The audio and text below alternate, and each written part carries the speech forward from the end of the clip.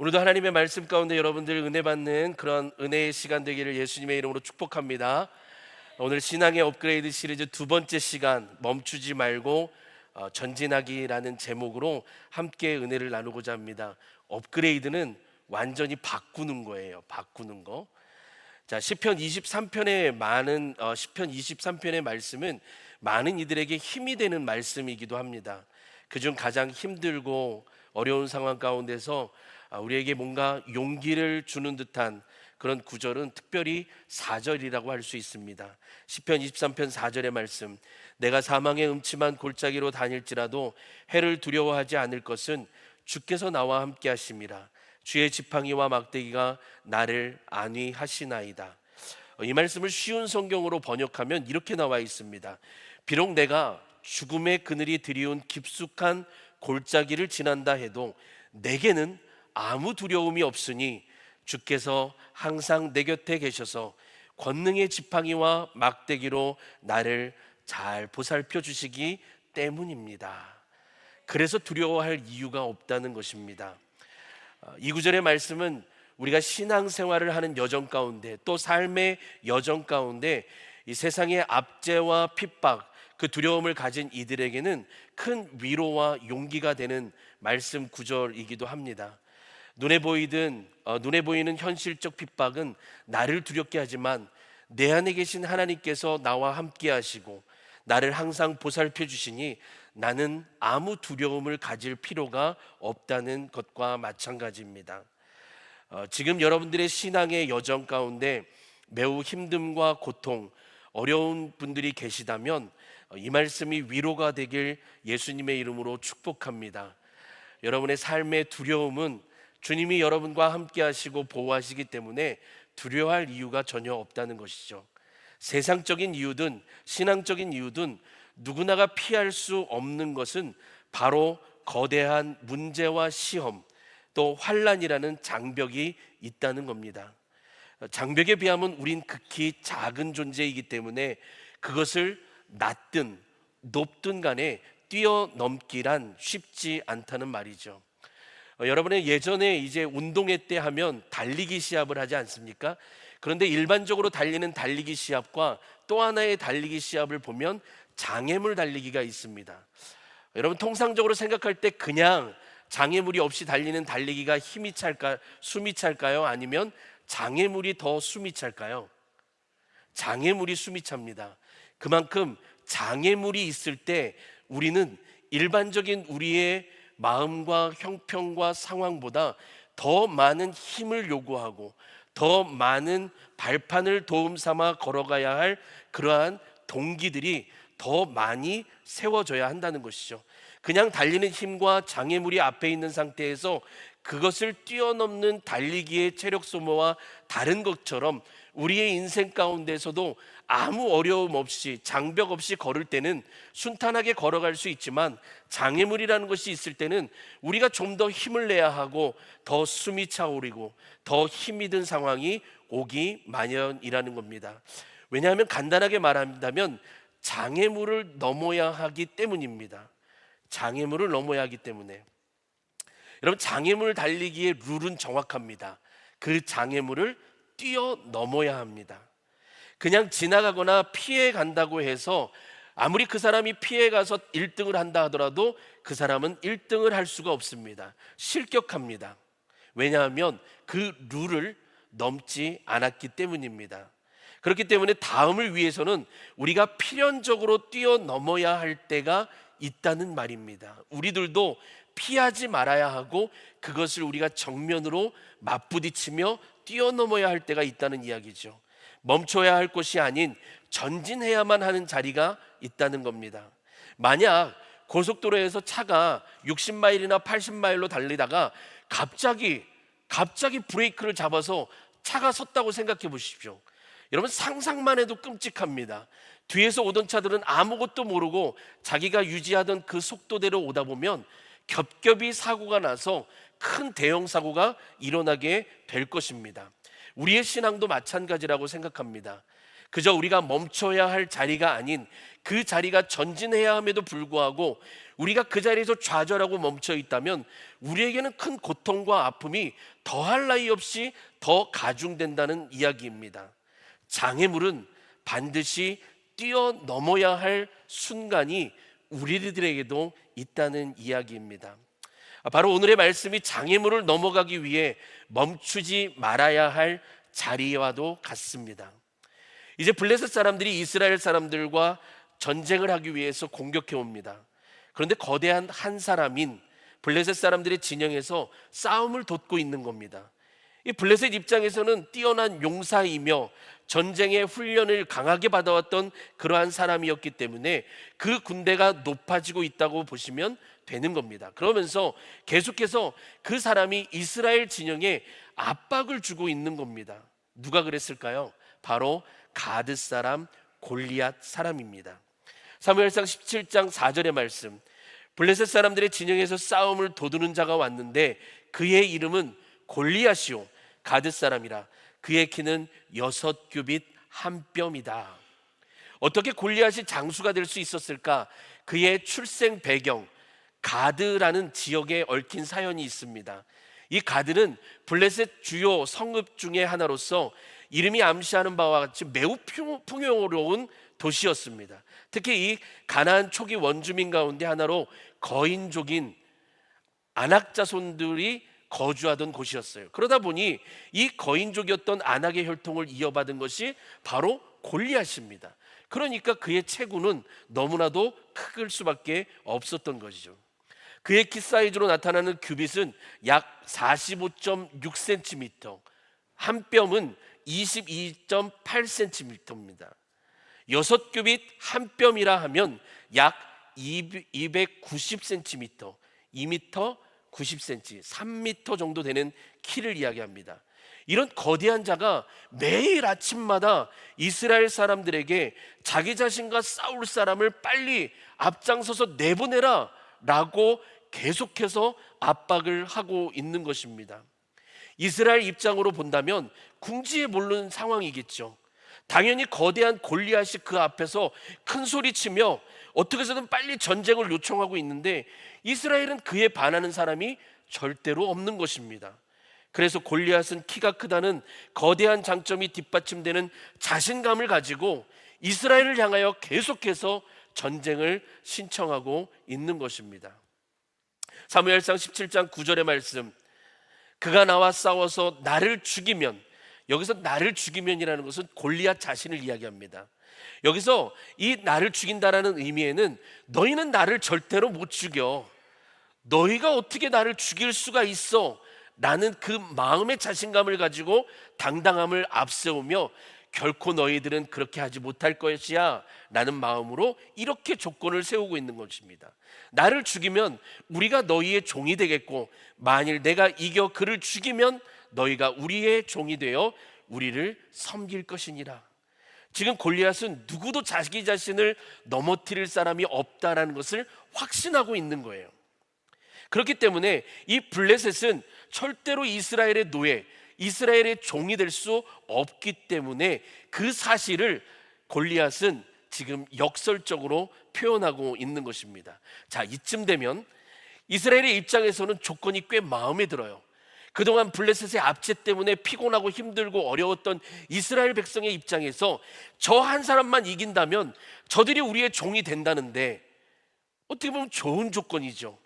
분명 너도 나도 앞장서서 싸워야겠다, 내가 한번 해보겠다 라는 그 마음을 가지고 나서야 할 텐데, 그런데 조건과 상관없이 이들은 거대한 그의 외적 부분 때문에 두려워하며 어쩔 줄 몰라 하고 있습니다. 이스라엘의 입장에서 볼 때 블레셋이 자기들의 종이 된다는 좋은 조건이 그들에게 있음에도 불구하고 그들은 지금 두려움이 더 앞서고 있는 거예요. 사무엘상 17장 11절의 말씀, 사울과 온 이스라엘이 블레셋 사람의 이 말을 듣고 놀라 크게 두려워하니라. 이 쉬운 성경에는 어떻게 나왔냐면요, 벌벌 떨고 무서워하더라 라고 표현합니다. 이 거대한 골리앗을 보고 이스라엘 백성들도 움찔하며 뒷걸음질 칠 수밖에 없는 모습입니다. 여러분, 무서운 건 당연한 겁니다. 이 부분들을 우리에게 적용해 보려고 합니다. 우리의 인생에도 숱한 장벽들이 있잖아요. 그 장벽이 때론 낮기도 하지만 너무 높다는 게 현실입니다. 물질의 장벽이 있고요, 자녀들과의 장벽이 있지요. 또 나의 사업에서, 또 여러 가지 일들 가운데, 여러 가지 학업 가운데, 또 신앙의 관계성 속에서 이 많은 다양한 장벽이 우리들 앞에 현실적으로 놓여져 있다는 것이죠. 어떻게 보면 지금의 골리앗보다 더 높아 도전의 엄두도 못 내는 것들이 더 많다고 생각해도 과언이 아닐 것입니다. 이 골리앗과 같은 거대한 장벽들이 사방의 우겨쌈으로 나를 얽매어오고 조여오고 있는 게 현실일지도 모릅니다. 그럴 때마다 우리는 두려워하는 것이 당연할지 모릅니다. 그러다 보면 우리는 어떻습니까? 두렵고 무섭다 보니 더 이상 발걸음을 내딛지 못하는 거예요. 그 자리에 멈춰 있는 것입니다. 전진하지 못하고 그 자리에서, 아니 지금까지 걸어왔던 그 길로 다시 되돌아가 버리는 그러한 모습을 우리는 자연스럽게 이루어 갈 것입니다. 우리는 블레셋의 거장 앞에선 이스라엘 백성들과 같은 이 세상이라는 거대함 앞에 두려움을 가진 자들이라는 말입니다. 그런데 우연일까요? 아니면 하나님의 섭리일까요? 사울 당시 가장 나이가 많아 늙은 사람 이새에게 아들이 8명이 있다는 것입니다. 그런데 이미 이 아들 중에 3사람은 이미 이 블레셋과의 전쟁터에 나가 있는 상황이었어요. 아버지 이새는 막내 아들인 다윗을 불러 형들을 위하여 볶은 곡식 한 에바와 떡 10덩이를 가져다 주고, 그리고 치즈 10덩이는 그 군사들의 부대장에게 주고 오라는 것이었습니다. 그리고 그 전쟁터에 가서 그 상황과 그들이 살아있다는, 내 아들들이 살아있다는 증거품을 가져오라는 요청을 하게 돼요.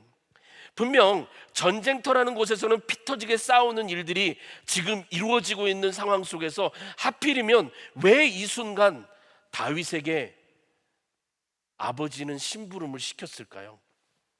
아니, 전쟁터에 나가지도 않은 형들도 있는데 왜 그 형들은 내버려 두고 막내인 나를 아버지께서 부르셔서 왜 저곳까지 가라고 하셨을까? 이렇게 반응할 수도 있지 않을까요? 하지만 다윗의 반응은 달랐습니다. 다윗은 그곳의 상황이 긴박하고 생명의 위협이 있는 곳이라는 것을 알고 있었지만 조금도 지체하지 않고 다음 날 아침 일찍이 아버지가 시킨 대로 길을 떠나게 됩니다.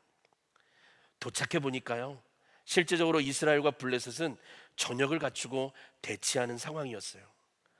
다윗은 이제 가져왔던, 아버지가 나에게 주었던 그 짐을 이제 보급장교에게 나누어 주고 또 형들을 만나러 전선으로 가게 됩니다. 다윗이 형들을 만나 이야기를 나누고 있을 때 여느 때와 마찬가지로 골리앗은 이스라엘을 조롱하던 골리앗은 이스라엘을 조롱하며 계속해서 반복적으로 이스라엘을 위협하고 있었던 겁니다. 이 겁에 질린 이스라엘 군사들은 한 명도 나서는 사람이 없었던 거예요. 자기들끼리만 뭐라고 이야기합니다. 그런데 그 이야기 중에 하나가 무엇이냐면, 왕이 우리가 이 전쟁에서 이기면 어떻게 할 것이다, 어떻게 우리에게 가족들에게 어떤 혜택을 줄 것이고 어떤 아름다운 딸을 나에게 주셔서 결혼할 수 있게, 뭐 여러 가지 관심을 두고 있었던 거예요. 그런데 혜택에만 관심을 두고 있었지 정작 그 전쟁터로 나가려고 하는 사람은 아무도 없는 거예요. 두려움만 가지고 있는 거예요.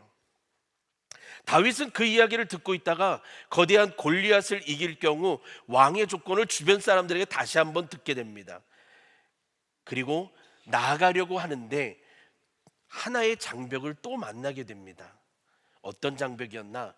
형의 엘리압의 이야기였습니다.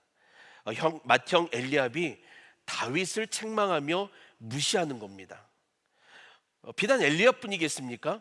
모두가 골리앗과 다윗의 키 차이만으로 봐도 적수가 되지 못할 것이라는 장담을 여기저기서 하고 있는데 엘리압은 다윗에게 이렇게 조롱하는 겁니다. 사무엘상 17장 28절을 쉬운 성경, 우리가 보는 개역개정에서는 딱딱하게 나와 있는데요, 이 쉬운 성경은 좀 부드럽게 나와 있습니다. 제가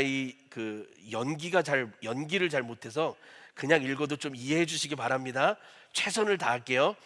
다윗의 맏형 엘리압이 옆에서 이런 이야기를 듣고 있다가 다윗에게 화를 내면서 책망했다. 아니, 너는 어쩌자고 여기까지 왔느냐? 들판에 있는 몇 마리 안 남은 양들은 누구에게 맡겼어? 네 주제를 모르고 날뛰다니 건방진 녀석 같으니라고.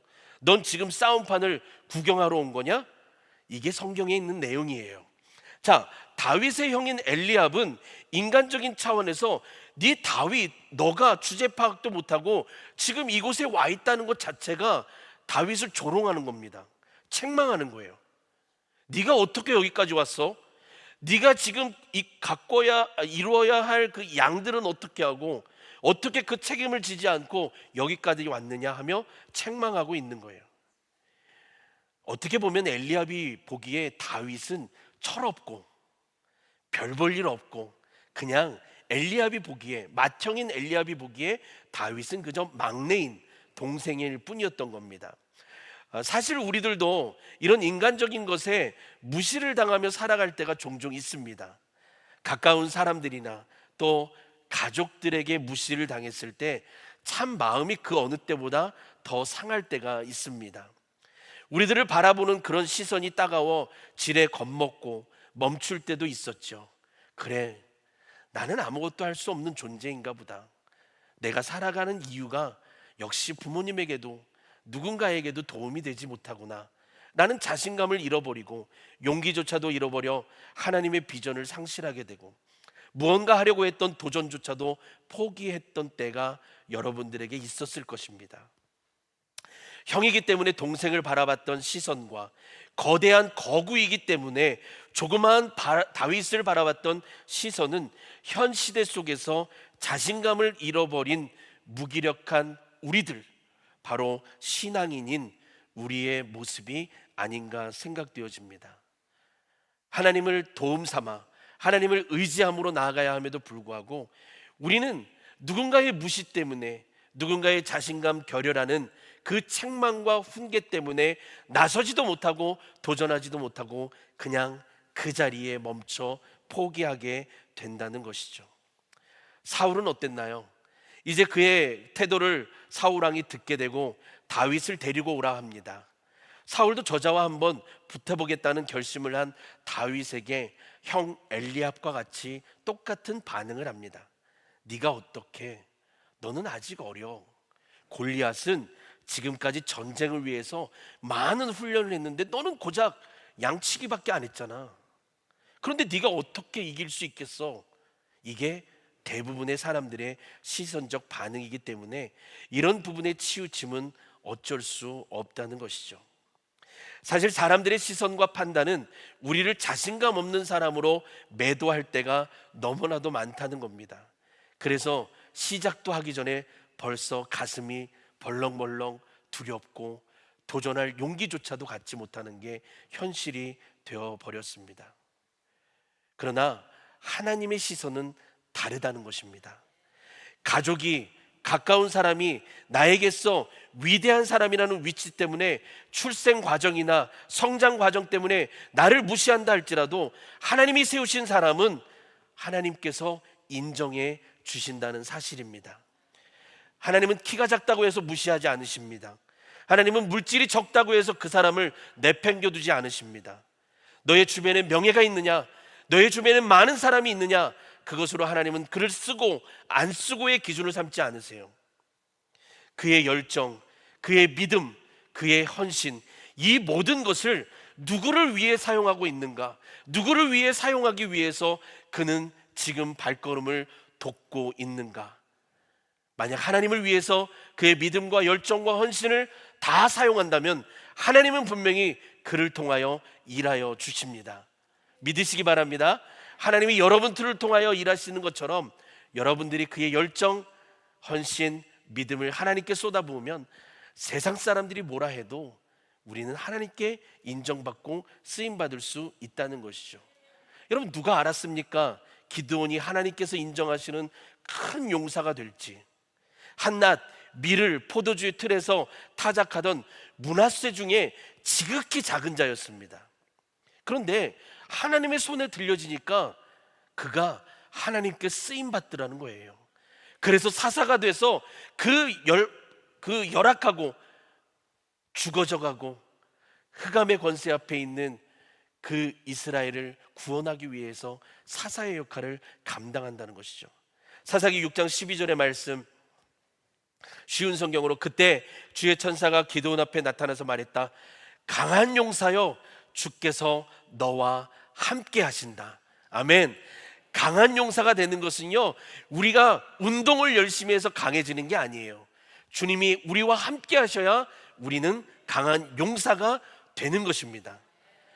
여러분, 기드온에 대한 부분은 제가 이제 신앙의 업그레이드 다음에는 요나에 대해서 할 거고요, 그 다음에는 기드온에 대해서 하려고 준비합니다. 그래서 네 번째 시간에 어떻게 하나님께서 이 신앙을 업그레이드 하셔서 큰 용사로 사용하셨지? 라는 것을 살펴보려고 합니다. 그때도 꼭 빠지지 마시고 꼭 참석하시길 바랍니다. 네.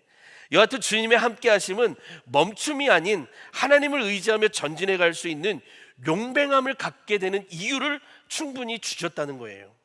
그런 용맹한 다윗이 이렇게 사울에게 말합니다. 사무엘상 17장 34절의 말씀.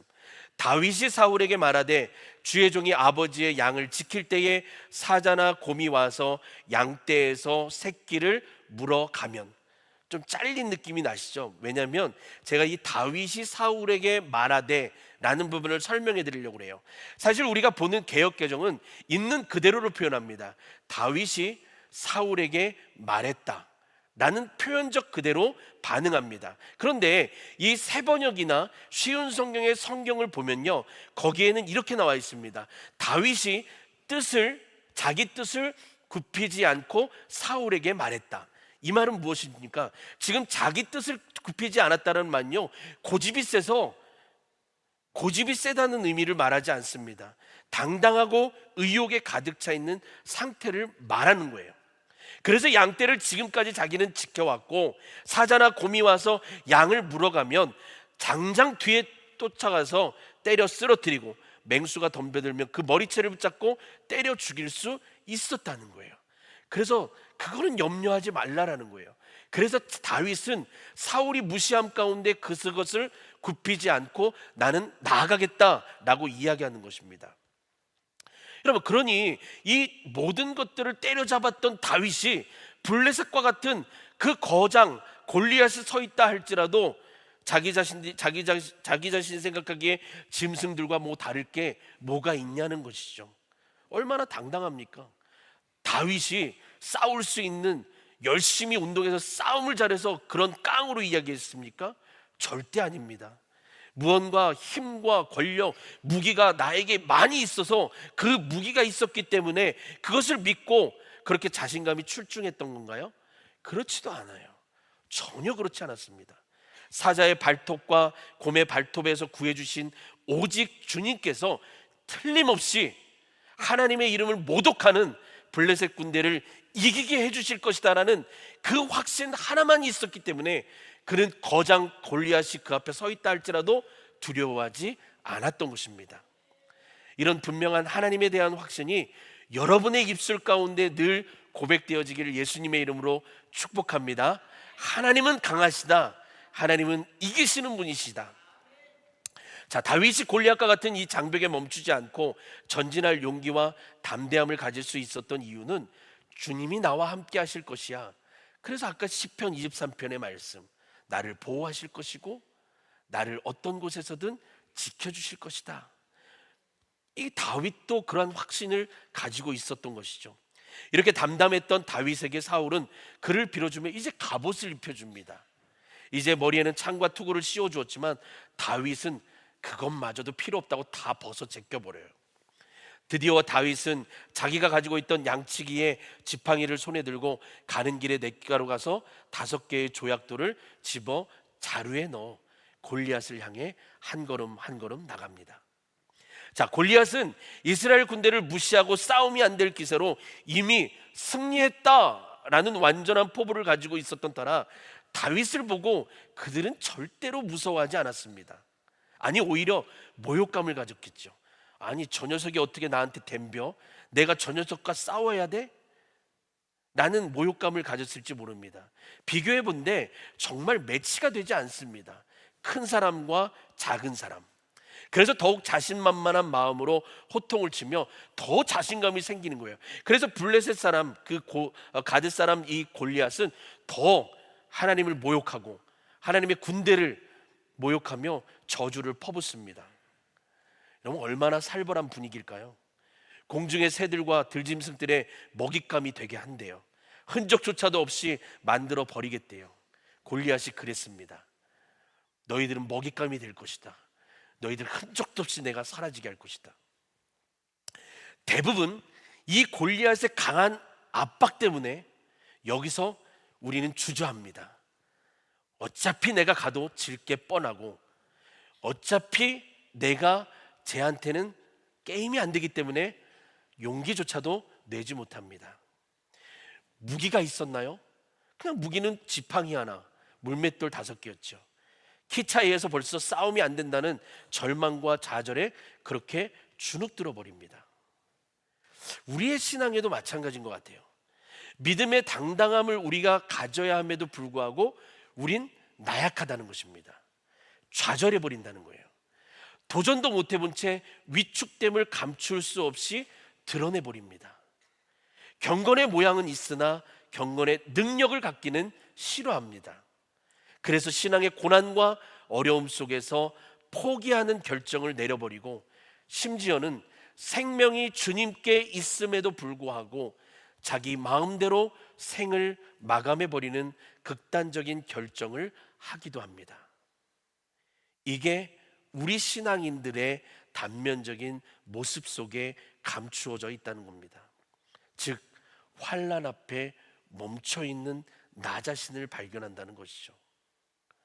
우리를 조롱하는 세상 앞에 더 이상 나아갈 엄두가 나지 않는 비극적인 하나님에 대한 불확신에서 오는 압박입니다.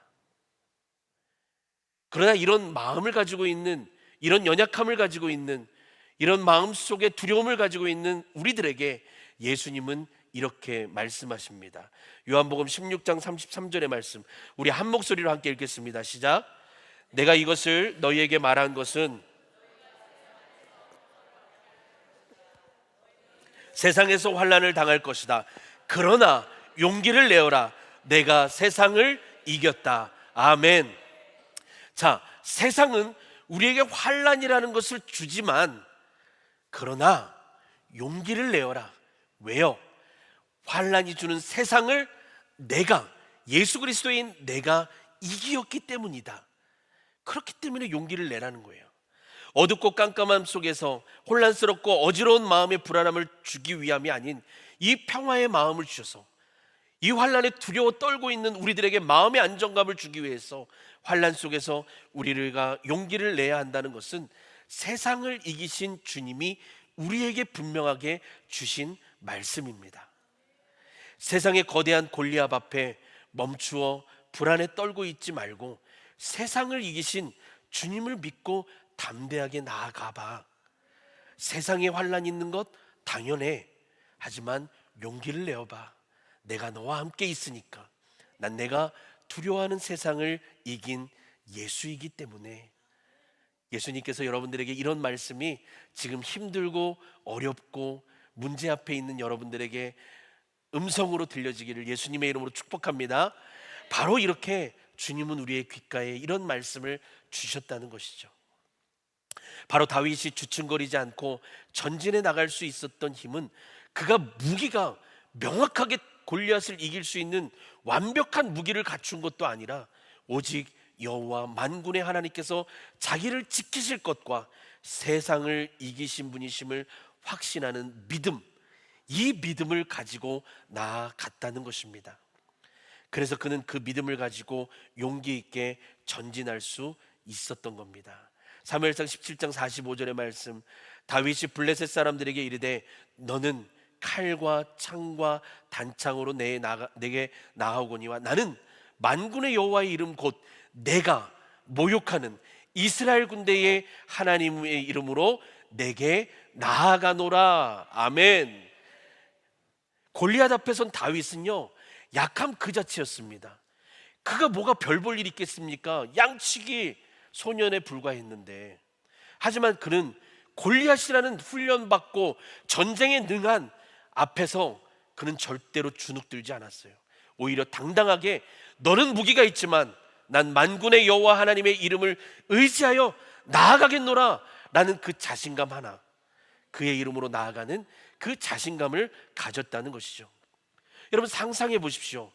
창각활이라는 무기 앞에 하나님의 이름을 내세우며 나아간다는 것이 말이 되겠습니까? 네. 자, 네. 저기 신경 쓰이면 안 되는데 트로트라서 신경이 쓰이네요. 그럴 때는 당황해하지 마시고 옆 사람을 쳐다보세요. 내 전화 아닌 것처럼. 자, 다시 한번 말씀으로 갑니다. 자, 골리앗 앞에 선 다윗은요, 약함 그 자체였습니다. 그냥 양치기 소년에 불과했어요. 그가 이렇게 나아갈 수 있었던 것은 여호와의 이름을 내세웠는데, 여러분 생각해 보십시오. 골리앗이라는 거장, 그리고 그에게는 칼과 단창이 있고, 근데 이 다윗에게는 키가 작고요. 벌써 졌잖아요. 1대 0입니다. 그는 칼과 단창이에요. 근데 다윗은 지팡이에요. 2대 0입니다. 그리고 그는 훈련받은 전사예요. 근데 다윗은 그냥 조그만 돌 5개 그냥 가지고 간 양치는 소년이에요. 3대 0입니다. 누가 봐도 이길 수 있는 게임이 아니잖아요. 그런데 다윗은 당당하게 나아갔다는 겁니다. 어려서부터 전쟁에 능하기 위하여 훈련으로 싸워왔던 골리앗에 비하면 다윗은 그저 양치는 소녀에 불과했던 자체만으로 이미 결정된 싸움이었지만 다윗은 나아갔다는 것이죠. 이게 바로 전쟁을 지켜보던 자들의 시선과 세상의 시선이란 말입니다. 분명히 세상의 시선은 너 다윗 안 돼, 넌 가봤자 져 라는 것과, 하나님의 시선을 닮아 하나님의 바라봐주는 그 시선에 따라 하나님을 의지하여 나아갔던 다윗의 모습은 오히려 자기 자신에게는 무기가 없었지만 여호와 이름 하나만으로 나아갔던 굳건한 의지가 있었다는 것이죠. 자, 그래서 우리는 이 세상이 보는 시선 때문에 그 시선이 너무 신경 쓰이다 보니까 도전해보지 못하는 거잖아요. 여기서 멈추는 겁니다. 하나만한 싸움이라 여겨 도전해보지도 않고 이미 패배자로 다 놔버리는 것입니다. 신앙의 여정을 걷다 보면 바로 이런 일들이 여러분에게 숱하게 많다라는 것이죠. 어찌 보면 지금도 해결되지 않은 부분들이 있을 것입니다. 저도 장벽이 없겠습니까? 저도 장벽 많아요. 넘지 못하는 장벽 때문에 스스로 많이 울기도 하고요, 힘들 때도 있습니다. 그런데 그런 신앙의 여정들이 여러분에게도 왜 없겠습니까? 목회자인 저에게도 있는데, 거대한 폭풍이 몰려올 때, 비바람이 나고 창수가 날 때, 기도해도 잘 이루어지지 않는 의심 때문에, 지치고 험난한 우여곡절을 이겨내지 못함 때문에, 그 장벽이라는 것 때문에 내가 이 악조건의 상황 속에서 뛰어넘어 보지도 못하고 그냥 좌절해서 멈춰 있을 때가 우리는 얼마나 많냐는 것이죠. 그래서 우린 이런 공포와 두려움으로 인하여 그 자리에 멈춰 있을 수밖에 없다는 것이죠. 생각만 많아지고 머리가 아파오는 싸움은 아예 싸우려고조차 해보지도 않는다는 거예요. 그래서 장애물을 넘지 않고 그 옆으로 피해가는 거예요. 이게 안타깝지만 우리의 현실입니다. 그러나 이런 현실을 앞에 두고 지금 우리는 싸워 우리의 신앙, 믿음에 나약했던 부분들이 다시금 하나님을 확신하는 믿음으로 업그레이드가 되어야 하는 것입니다. 이제는 나약하고 이제는 하나님 앞에 불순종한 그 모습들이 이제는 하나님의 확신에 대한 믿음을 가지고 업그레이드 하자는 것이죠. 여러분, 싸움과 전쟁의 패배자가 아닌 승리가 될 수 있는 것은요, 하나님을 의지할 때 그렇게 될 수 있다는 것입니다. 여러분, 거대한 골리앗과 같은 장벽 보기만 해도 무시무시합니다. 이 높고 높은 장벽을 바라보면 고개도 아픕니다. 도망가고픈 생각이 번뜩 들 때 다윗은 어땠습니까? 두려워하지 않았어요. 왜냐하면 하나님이 다윗 자신과 함께 하신다는 것을 확신한 믿음이 있었기 때문입니다. 지금 갈등하고 계시나요? 거대한 장벽의 문제와 이 험난함 앞에 서서 망설이고 그것을 헤쳐나갈 용기조차도 낼 수 없는 두려움과 무서움 때문에 지금 여러분들이 멈춰 계십니까? 다윗에게 함께 하셨던 하나님께서 여러분과 함께 하심을 믿으시기 바랍니다. 다윗에게만 있었던 하나님이 아니라 지금 우리에게도 함께 하시는 하나님이심을 믿으시기 바랍니다. 우리는 약하나 하나님은 강하십니다. 우리 앞을 가로막는다, 온 세상의 거대함이 우리 앞을 가로막는다 할지라도 앞으로 전진해 나갈 수 있는 믿음은 하나님을 확신할 때 얻게 되는 것입니다. 여러분, 우리가 싸우는 게 아니잖아요. 다윗도 다윗이 싸운 게 아니에요. 하나님이 싸워 주신 것입니다. 전쟁에 나가신 하나님께서 싸우셨다는 거예요. 사무엘상 17장 47절의 말씀, 또 여호와의 구원하심이 칼과 창에 있지 아니함을 세상적 무기에 있지 아니하고 이 무리에게 알게 하리라. 전쟁은 여호와께 속한 것인즉 그가 너희를 우리 손에 넘기시리라. 전쟁은 하나님께 속한 거예요. 우리가 싸우는 것 같이 우리가 전쟁터에 막상 나가 있다고 생각하지만 우리가 싸우는 게 아니라 우리 하나님이 싸워주시는 겁니다. 여러분이 문제 앞에 여러분이 전쟁과 같은 그 문제를 싸워야 할 것 같지만 여러분은 두려워서 싸우지 못해요. 여러분은 그 자리에 멈춰 있을 수밖에 없어요. 하지만 그 멈춰 있는 자리를 다시금 일어나게 해주시고 싸울 수 있는 용기를 주시는 건요, 하나님께 있다라는 것을 확신하시기 바랍니다. 여러분, 그리스도인으로 살아간다는 것이 세상이 너무나도 악하기 때문에 만만치 않습니다. 왜 예수 믿는 사람들은 왜 착하게만 살아야 되고, 왜 비난을 들어도 그 비난을 감수해야 하고, 왜 악한 말을 들어도 그거를 그저 마음속에 꾹 가라앉고 이겨내야 하고. 우리 주변을 보세요. 얼마나 그리스도인을, 교회를 핍박하며 교회의 붕괴와 무너짐을 고대하는 사람들이 얼마나 많습니까? 여러분, 그렇다고 해서 우리가 하나님밖에 없는데 세상에 대적할 만한 무기를 많이 가진 것도 아니잖아요. 눈치만 봐야 하고 세상의 흐름에 따라야 할 때가 얼마나 많이 있습니까? 세상은 분명 강하다는 것은 부정할 수가 없다는 것이죠. 그들은 세상의 권력을 가졌어요. 우리는 그 권력이 없어요. 물질의 힘을 과시합니다. 그들은 물질만 있으면 세상을 쥐락펴락할 수 있는 힘을 가진 자들이에요. 부정과 부패의 타락을 조장할 수 있는 힘이 얼마든지 있습니다. 아니, 법을 움직일 수 있는 사람들의 권력도 있습니다. 그런데 그런 세상 안에 교회인 우리가 있다라는 것이죠. 그런데 교회가 하나님과 물질을 섬길 수 없다는 말씀을 지키지 않고 부를 추구하며 대형 교회를 지어놓고 싸움과 분쟁을 이끌어 내 그 위세를 과시하고 있는 게 교회 안에도 있다니 얼마나 안타까운 일입니까? 사단은요, 그게 그의 최종 목적인 거예요. 그 결과를 끌어내고자 안 믿는 자들이 아닌 믿는 그리스도인들을 흔들어 버리고 있다는 것이죠. 착하던 사람이 비방하게 되고, 얌전했던 사람이 나쁜 일에 과세하게 되고, 우리의 상상을 초월할 정도로 강한 존재로 세상은 우리를 그렇게 만들어가고 있단 말입니다. 그러니 약하기 그지없는 우리는 늘 패배자가 될 수밖에 없다는 것이죠. 도전해야 함에도 불구하고 이미 그 자리에서 한 발자국도 움직이지 못하고 그저 어쩔 줄 몰라 멈춰 있는 게 우리의 현실이 되어버렸습니다. 사랑하는 성도 여러분, 여러분의 신앙의 현 주소는 어디에 있습니까?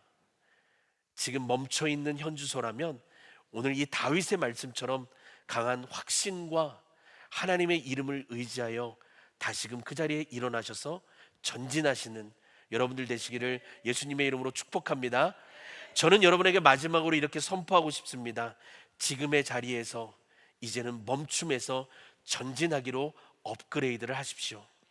언제까지 우리가 그 두려움에 휩싸여 어쩔 줄 몰라 맥을 못 추고 세상의 사람 앞에, 세상의 사단 앞에 주눅 들고 살아가실 겁니까? 뭔가 변화되고 뭔가 하나님을 믿는 믿음의 성숙함이 이제는 내 신앙 안에 있어야 하지 않을까요? 내 신앙의 연수, 나 30년 전부터 이 교회 다녔어, 믿어왔어, 그거는 자랑할 만하지만 내 믿음의 그 능력과 하나님을 의지하는 권세는 얼마만큼 자랑할 수 있느냐는 것입니다. 세상의 거대한 골리앗과 같은 장벽 앞에 두려워 덜덜 떨지 마시고요, 만군의 여호와 하나님의 이름으로 전진하시기 바랍니다. 멈춤에서 전진하기, 우리의 신앙이 업그레이드 되어야 될 것입니다.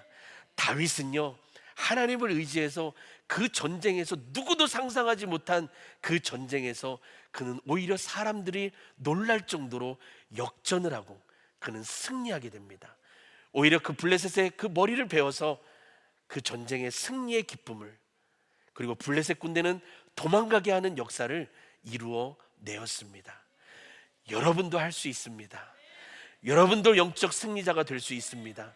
하나님이 여러분들과 함께 하시기 때문에 여러분들은 반드시 승리자가 될 수 있습니다. 그런 신앙의 업그레이드를 위하여서 오늘도, 이번 한 주간도 주의 말씀과 함께 승리하시는 저와 여러분들 되시기를 예수님의 이름으로 축복합니다.